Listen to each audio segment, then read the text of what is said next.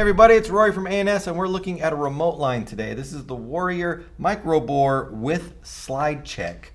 So we're going to go ahead and just walk through a remote line real quick. Some of you might not be familiar with how it works or what it does. So we've got a tank here, we've got a marker here, and we've got our remote line right here. So typically remote lines are for your scenario players. It doesn't have to be for scenario players, but typically you see scenario players or woods ball players with remote line setups. If you have to carry around your gun all day long with your tank on there and your hopper and all that stuff, it can get heavy. To remove some of that weight, a lot of people will take their tank and they will wear some sort of backpack or pack design or harness setup, which allows them to put this on their back or on their hip somewhere where they can get it off of the gun, just to reduce the amount of weight that you're seeing on the gun.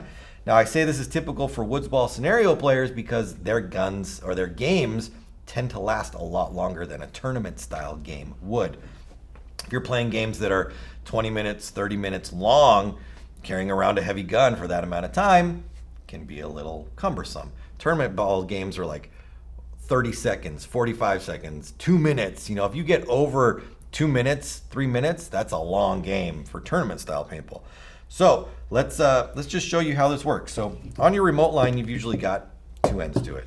You've got this end, which usually has some sort of on-off device, which allows you to turn one way or the other. This is where the tank is going to connect onto here. So we would tank our tank and we would screw it on to this side.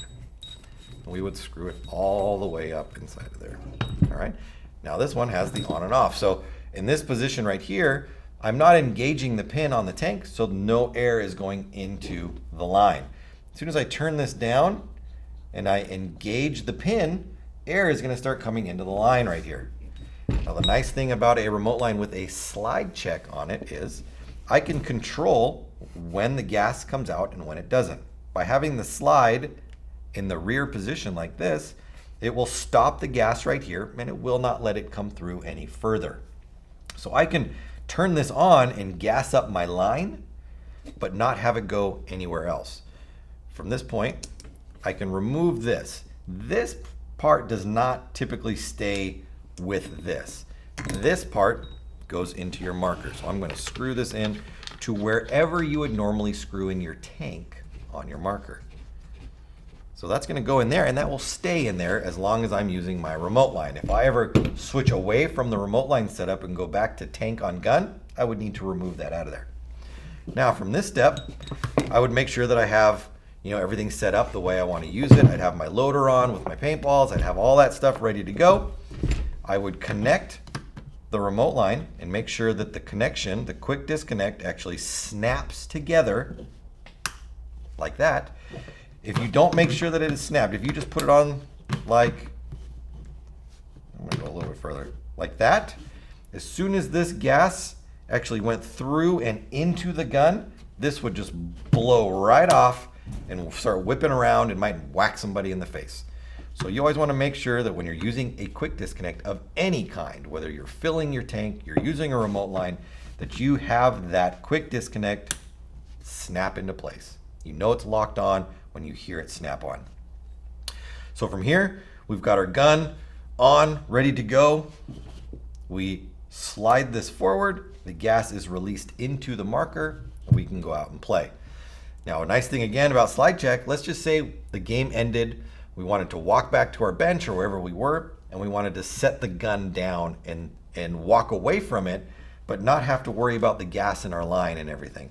What we can do is pull the slide check back. That stops the gas from coming through, and typically you can disconnect, and there'll be a little bit of a pop when that little bit of air that's inside this little section right here goes pop and comes out. Or you could slide this back, take a couple of clearing shots, and that will degas any extra gas inside of here, and then you can disconnect. But you've still got this gassed up. Your line still has pressure, and you can just leave it like that. And then you can set the gun down and you go walk away, go get a drink, go to the bathroom, go get some lunch, do whatever you're doing. When you're ready to play again, you just rehook this up, switch it forward, gas it up, and you're ready to go. Another thing about this is you do not need to take this off if you are filling your tank. You can leave it all hooked up and everything. Just connect to the fill nipple on your tank. Boop, fill it up. Bob's your uncle. Done. Now this is a little different for CO2. If you had to get your CO2 tank filled, you would have to remove this and take it off. That's just a different system altogether.